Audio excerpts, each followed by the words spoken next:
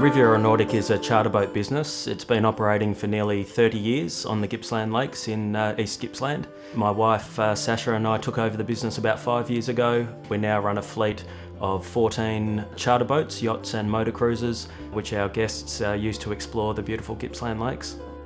About 18 months into our ownership of the business, we were just leading into our second peak season. We noticed the water quality was deteriorating in the lakes, and it was very shortly after that the Department of Environment started to issue notices of blue-green algae developing in the lakes.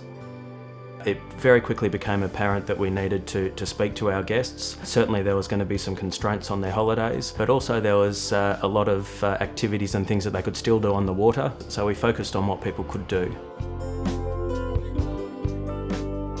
The most important strategy we put in place through this whole process was being the primary point of contact for our guests. What you don't want them to do is to get all their information from the evening news, for example. So it was really important from our point of view that we had accurate information, up-to-date information, and that we were able to feed that through to our guests. Email was a great way to communicate at the time. If it was today, we would be doing a lot more on social media as well. So when they did arrive, there was really no surprises. They knew that there was something going on with the algal bloom in the water. They knew what restrictions were in place, but they also knew that all of the good things that they could still do on their holiday.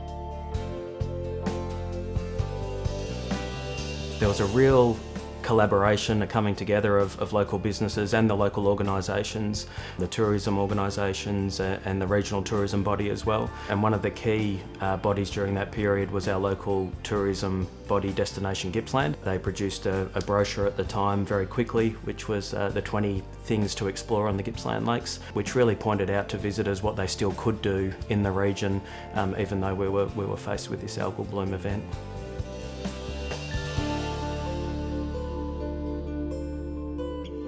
It's very important in your crisis management plan that you have addressed your cancellation policies, your terms and conditions, and that they're very clear for both yourself and for the guest that's booked with you. In our case, we actually relaxed our terms and conditions a little in terms of the cancellation.